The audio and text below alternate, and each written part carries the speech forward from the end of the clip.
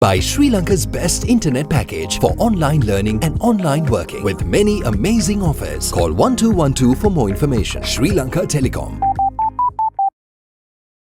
ලෙන්ගතුකම වැඩි කරගන්න ලව්ජු රුපියල් 50ට අඩු කළා. මාමේ එන්න අපිට එකක් බොමු.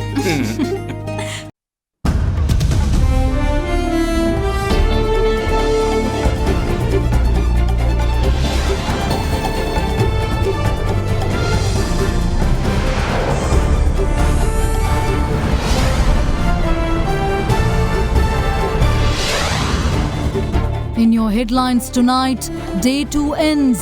Fundamental rights petitions taken up before the Supreme Court for the second day as petitioners push the unconstitutionality of the 20th Amendment. No panic.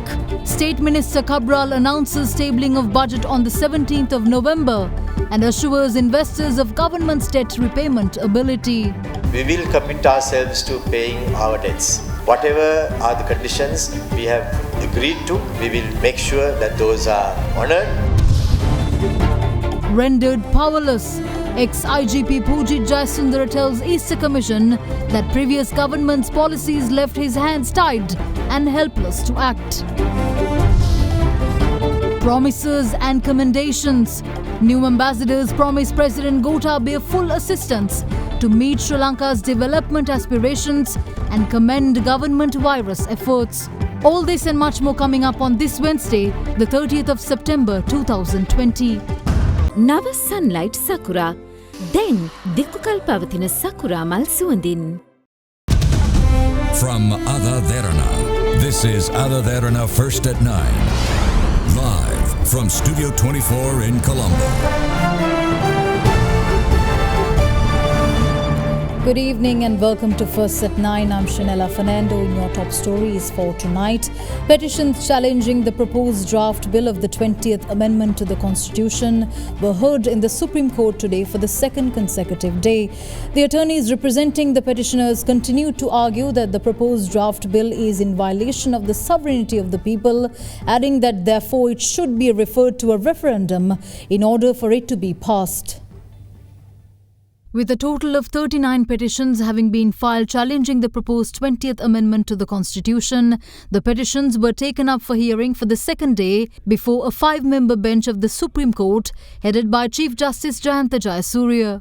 Attorney at law Pulassi Hewamanna, appearing on behalf of Transparency International Sri Lanka, pointed out that certain clauses in the proposed 20th Amendment Bill restricted the fundamental rights to freedom of thought guaranteed by the Constitution. In addition, the attorney pointed out that the judicial power of the people would be taken away arbitrarily through the proposed bill, which would seriously violate the sovereignty of the people. The attorney further stated that since the bill is in direct conflict with the sovereignty of the people, it must be referred to a referendum in order for it to be passed. Representing the Youth Bar Association, attorney at law Nuwan Bopage told the court that the abolition of the Constitutional Council and the independent commissions established by the 19th Amendment and vesting those powers back with the executive was a direct violation of the sovereignty of the people.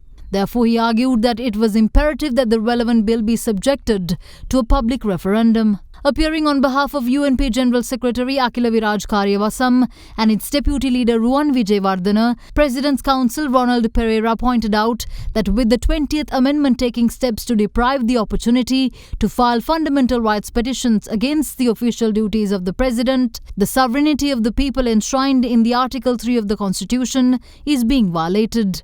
The President's Counsel also alleged that with the President being empowered to appoint persons of his choice to high posts such as Supreme Court judges, the Attorney General and Auditor General through the amendment would lead to a serious deviation from the Constitution.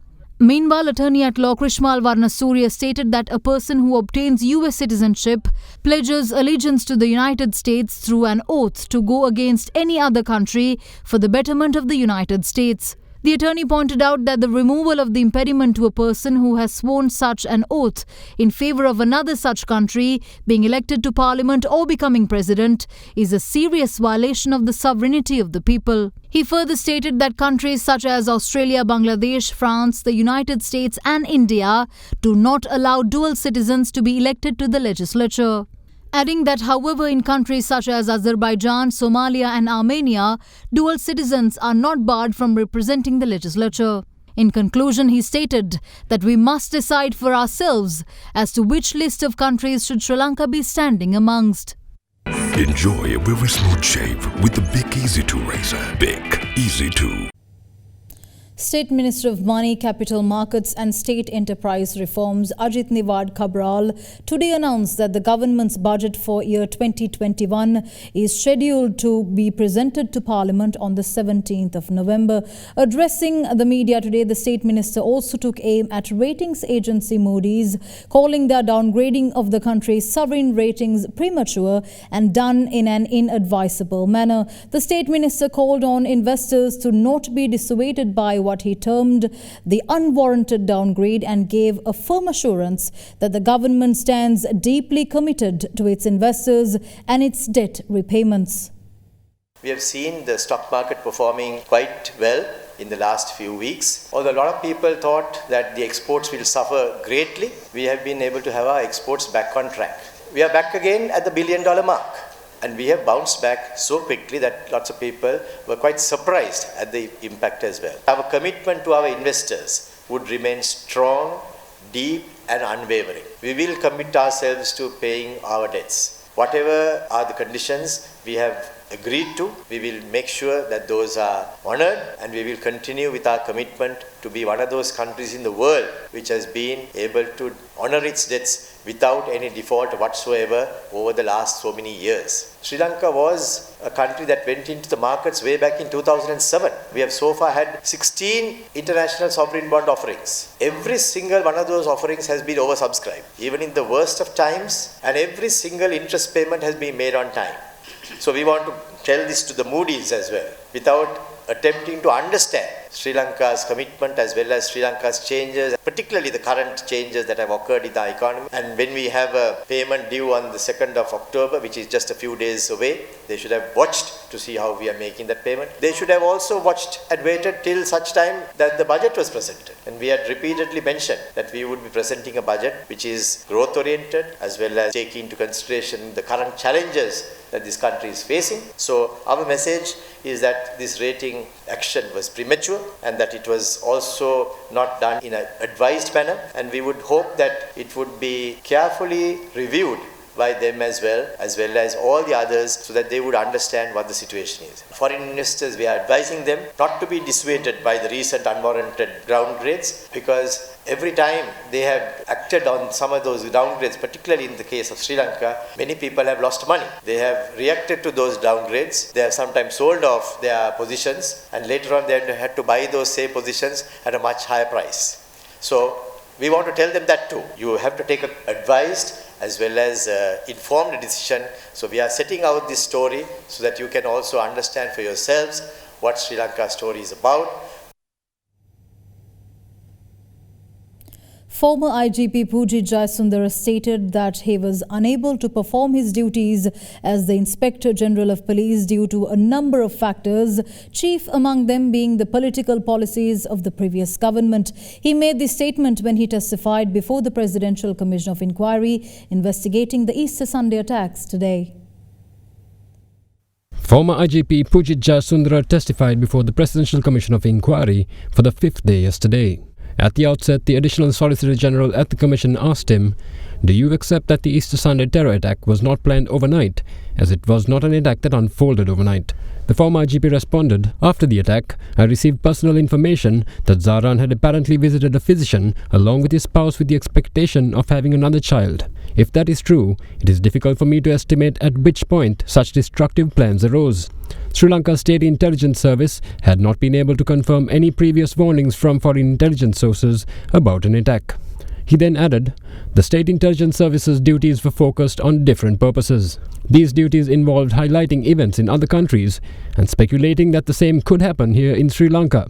Meanwhile, when his testimony continued today for the 6th day, the former IGP was asked by the Commission, despite having information on Zaran's extremist activities as far back as 2017, did you not have an inkling of where it would end up? He responded, "I did understand this, But at that time, as the IGP, I acted in relation to the political situation in the country, the priorities of the government's policies, and the limitations imposed on me. Continuing, he added, it was the State Intelligence Service that was responsible for investigating the matter. The State Intelligence Service should have informed the minister in charge of the subject in this regard, because clearly at the time it was the head of state who had the power to advise and make decisions based on the prevailing political environment. The Commission then asked the witness, did you attempt to inform those individuals who set such limits on you in this regard? He responded, yes, but I was not successful. It was the State Intelligence Service that possessed all the information on this issue. They were not under my control. Instead, they were directly under the Ministry of Defence. The witness was then asked by the Commission, based on your testimony so far, do you accept that you have failed to fulfill your responsibilities as IGP? To this, the former IGP responded, I feel that I failed at the time because of the reasons I have presented before the Commission. I am not attempting to wash my hands of the issue, but I introduced the official who was in charge of investigating extremism in the country to the President. Beyond that, I had nothing to do with the instructions I received. Meanwhile, former Defence Secretary Hemosiri Fernando gave evidence before the Commission yesterday. At the outset, the Additional Solicitor General at the Commission pointed out a report submitted by the Army Intelligence to the Chief of National Intelligence, reporting that Zaran and his group had fled the Kathankudi area after the March 2017 Aliyar Junction clash. The former Defence Secretary stated that he had never seen the report before, and that it was today that he came to know that the Army Intelligence was submitting intelligence to the Chief of National Intelligence. The Additional Solicitor General at the Commission then questioned the witness whether he had the ability to contact the President directly when he was out of the country. Fernando replied, no, I did not have that ability. I could only contact the President through the Ministry of Defence or the Presidential Secretariat. Following this response, the Additional Solicitor General asked the witness whether he received a phone call from SIS Director Nilantha Jayawardena on 18 April 2019, where he was informed that the Talankuda explosion was a dry run carried out by Zaran. Fernando replied, I remember being told that there was an explosion in Kathankudi, but I don't remember being told it was a dry run. The Commission Chairman then asked Fernando, what action would you have taken if you were notified on April 19th that an attack was imminent? His response to this question was, if I was told at the time that it was this serious, I would have dropped everything and jumped into action. I would have somehow gotten through to the President and then informed the armed forces and the police, because they would know best how to handle this. The Commission Chairman then asked him, why did you not do so, having received information on 20th April that an attack was imminent either the next day or before? He replied, at the time our biggest question was on what we could do to reduce the damage from such an attack. This was because Zaran and his team had already entered Colombo 3 days before, but if Nilantha told me to inform the President at that time, I would have. To this response, the Commission's Chairman asked the witness, is that the real reason? Or is it that you knew there would be an attack, but never thought it would happen on such a scale? The former Defence Secretary then told the Commission Chairman that he had previously testified on this issue before the Commission. Meanwhile, the former Defence Secretary resumed his testimony today as well. The Ministry of Health and the World Health Organization launched the first non-communicable disease diagnosis unit at the Ministry of Health in line with the World Heart Day, which fell yesterday. The event also saw the launch of an NCD mobile application and the introduction of online training courses for healthcare workers to expand their knowledge in the battle against Sri Lanka's biggest cause of mortality, non-communicable diseases. With over 80% of Sri Lanka's deaths attributed to non-communicable diseases, World Health Organization Sri Lanka representative Dr. Razia Pense presided over the launch of several measures targeting a better and healthier lifestyle for all. Although the pandemic has caused much disruption and loss of lives and livelihoods, it has also offered an opportunity of really exploring digital solutions at a time when people couldn't move and you couldn't get people together. So Sri Lanka was chosen as one of the countries to really look at digital solutions for platform-based learning. And this is a hub and a spoke model, so that the hub would be the central NCD unit based in Colombo, linked to the 9 provincial director health services. And this is critically important, especially in the area of NCDs. And if you just look at data, 120,000 Sri Lankans lose their lives to NCDs 85% of our morbidity and mortality is because of non-communicable diseases. And even when we talk of COVID-19, the mortality and morbidity is higher in people suffering from NCDs. Having the opening of the health corner, because if the health professionals and health service providers themselves are not healthy, it's difficult to then talk about health to others. This is critically important, and I hope that this is just a start. It's not the end of the journey. I mean, having a platform and an app where anybody could just click and see what is the latest in terms of management or in prevention. And in NCDs, because there's no cure for NCDs, it's only treatment. Prevention is the key. Further, Health Secretary Major General Dr. Sanjeeva Munasinghe called for more engagement by the country's health sector workers in screening for NCDs at their workplaces. NCD accounts for more than 70% of deaths in Sri Lanka and is the main cause of morbidity. The NCDs responsible for morbidity and mortality are cardiovascular diseases, diabetes mellitus, respiratory diseases, and cancers. It's a well-known fact that on Sri Lanka, only 1/3 of population, 1/3 of people are aware that they have hypertension, and of which only 1/3 are taking treatment. So there's a big gap. In order to address this gap, the cardiovascular assessment was commenced in healthy lifestyle centers in island-wide. But it's sad to say the participation in the workforce is very much less. The most feasible method to address this issue is to establish a cardiovascular or NCD screening centers in the workplaces. Today, on the World Heart Day, we are inaugurating the first NCD corner in the Ministry of Health. And NCD corner is the initiative by Sri Lanka. The WHO office in Sri Lanka has inaugurated first ever NCD corner almost 1 year ago. That was in the World Heart Day last year. We hope to expand this facility or initiative to many other ministries in the near future. This will facilitate screening of the people working in the ministry and later the people visiting the ministry as well. More news on the other side of this break. Stay tuned.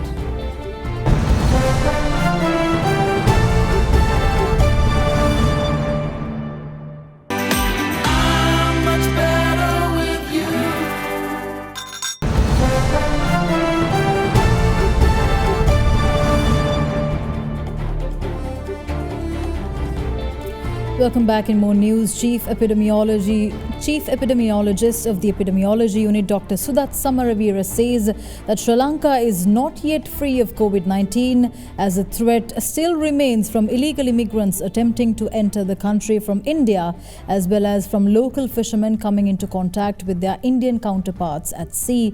In the meantime, the Tourism Ministry has announced a grace period for tourist hotels to pay electricity bills for usage between 1st of March to 31st August in 12 monthly installments from 1st September onwards.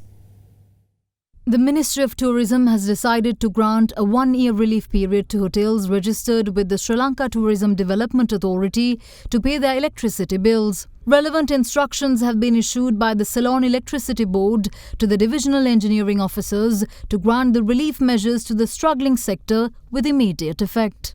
Accordingly, electricity bills for usage from 1st of March to 31st of August will be allowed to be paid in 12 installments from the 1st of September, and no power will be interrupted during this period.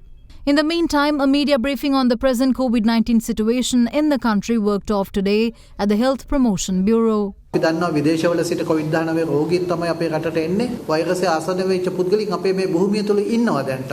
කොහලක හෝ නිරෝධායනක මධ්‍යස්ථානයක හරි. සමහර වෙලාවට අත්අකදෙමකින් හෝ අතපසුවීමකින් හරි ඔවුන් සමාජයත් සමග ගැටෙන්න පුළුවන්. සමාජයට එන්න ඉඩ තියෙනවා. සමහර වෙලාවට අපි මේ කියන ක්‍රියාන්විතයේ සමහර වෙලාවට හිඩස් ඇති වෙන්න ඉඩ තියෙනවා. මිනිස්සුන්ගේ අතින් සිදුවෙන අතපසුවීම සිද්ධ වෙන්න පුළුවන්. අපි ඒක පිළිගන්න ඕන. ඒ වගේම තමයි අපි දන්නවා ඉන්දියාව කියන්නේ අද ලෝකයේ දෙවනි තැනට COVID-19 රෝගීන් වාර්තා වෙන රට. අපේ අසල්වාසිය අපේ රටට ඉන්දියාවේ සිට නීති විරෝධීව නැත්නම් මුහුදු මාර්ගයෙන් මිනිස්සු පැමිණුණා. ඒ වගේම අපේ දීවරින් ගැඹුරු මුහුදට ගියාට පස්සේ භාණ්ඩව හුවමාරු කිරීම සඳහා ඕන්න ඉන්දියානු ජාතිකයින්ව මුහුදේදී මුණ ගැහෙන්න පුළුවන්. ඒ තත්ත්වය තුලින් එතකොට යම්කිසි විදියකින් අපේ සමාජය තුළට COVID-19 රෝගය නැවත වතාවක් කාන්දු වෙන්න ඉඩ තියෙනවා. ඒ නිසා අපේ සමාජය තවමත් අනාරක්ෂිතයි. ඇත්ත වශයෙන්ම අපේ ශ්‍රී ලංකාවේ ජනතාව COVID-19 රෝගයේ තියෙන භයානකම දැක්කේ නැහැ. අපේ රටේ මිනිස්සු මැරුණේ 13 දෙනයි. In the meantime, the commander of the Sri Lanka Army, Lieutenant General Shavindra Silva, commented on the COVID-19 quarantine processes. Hotel වල නිරෝධායන කිරීමට කටයුතු කරනු ලැබුවා. මේ හෝටල් වල ආරක්ෂාව පමණක් යුද හමුදායෙන් සපයන. මෙහි ආහාර ලබා දීම හෝ මෙහි පහසුකම් සැපීම යුද හමුදාව සම්බන්ධ වෙන්නේ නැහැ. මේ හෝටල් හිමියන් හෝ හෝටල් වලට රැගෙන ගිය කණ්ඩායම් සතු රාජකාරියක් ඒ කට්ටිය තමයි ඒක කරේ. අපි ආරක්ෂාව පමණයි සපයන්නේ. හමුදාවට එන හෝ හෝටල් වලට එන සියලුම අයවලුන්ගෙන් සමාජගත වීම වළක්වා ගැනීමට තමයි අපි කටයුතු කරනු ලබන්නේ. An armed robbery occurred this morning at a residence in Akkarapanaha in Katana, where a sum of nearly 20 million rupees was stolen by the gang. In another development, 5 suspects who sold narcotics in Maharagama was also arrested by police, and interrogations have revealed that they have been supplying narcotics to minor employees of the Apeksha Cancer Hospital. With that, here's a roundup on the latest of the government's war on drugs and the underworld. A residence of a businessman in the area of Akkarapanaha in Katana was robbed by a 6-member armed gang this morning. This is how they gained entry into the house.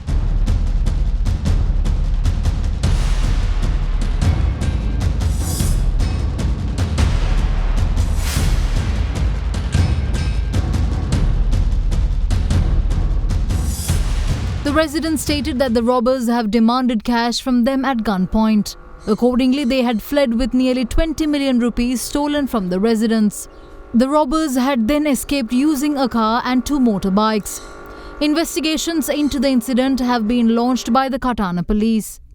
In the meantime, the police arrested 5 suspects engaged in selling narcotics in Maharagama and seized over a kilogram of heroin found in their possession today. Interrogations of the suspects reveal that they have supplied narcotics to minor staff employed at the Apeksha Cancer Hospital in Maharagama. In the meantime, an accomplice of drug racketeer Kudu Anju was arrested near the Ratmalana railway station by the Special Task Force yesterday with 21.5 grams of heroin in his possession. Further, several search operations conducted by the Crime Investigation Unit of the Matale Division in the areas of Dambulla and Galevilla today led to the arrests of 11 suspects with a total of 5 grams of heroin and 100 bottles of illicit liquor in their possession. Elsewhere in Grand Pass, an accomplice of drug racketeer Kudu Patmini named Babu was arrested with 10.2 grams of heroin in his possession. Furthermore, a sum of 36,500 rupees in cash was also seized at the time of the arrest. Meanwhile, the Madagama police raided a cannabis field in the area of Kulara in Tanamalvilla. Police have commenced further investigations into the suspects who escaped during the raid. 4 new ambassadors presented credentials to President Gotabaya Rajapaksa today at the Presidential Secretariat. During discussions, the ambassadors of Germany, South Korea, Switzerland and the Vatican commended the country's successful containment of the COVID-19 virus and stated that they are ready to do what they can do to meet Sri Lanka's development aspirations. The new ambassadors of South Korea, Germany, the Vatican and Switzerland presented their credentials to President Gotabaya Rajapaksa today. After accepting the credentials, the President held cordial discussions with the new ambassadors, where he explained Sri Lanka's Indian Ocean policy of maintaining the Indian Ocean as an open and free zone for all countries. The President told the ambassadors that the country needed foreign aid for rapid development, following the deterioration of the country's economy due to acts of terrorism where, at the time, China came forward to invest in development projects in the country. The President explained that although there were development agreements between the two countries, some states interpreted this relationship as being greatly in favor of China. President Rajapaksa also pointed out that the construction of the Hambantota port with the financial assistance of China is a project with great development potential, despite it being called a debt trap by some parties. The President also stated that although the previous government leased the Hambantota port to China, it is being used only for commercial purposes. The 4 new ambassadors commended the President and the government for its successful efforts in combating the COVID-19 pandemic. During the discussions, the ambassador of the Republic of Korea, Jeong Woon-jin, stated that Sri Lanka is now a very safe country. New German ambassador Holger Lothar expressed his happiness on being posted to a country free of the COVID-19 virus. Further, new Swiss ambassador Dominic Fergler told the President, "We did not come to Sri Lanka to lecture you, but to offer you our assistance. We are confident in Sri Lanka's ability in choosing what it should do. We are also ready to do what we can to meet Sri Lanka's development aspirations." Meanwhile, Vatican Ambassador Monsignor Brian Udaive, who recalled accompanying His Holiness Pope Francis on his visit to Sri Lanka in 2015, conveyed the congratulations of the Pope on the huge mandate received by the President. We'll return after this short commercial break. Stay tuned.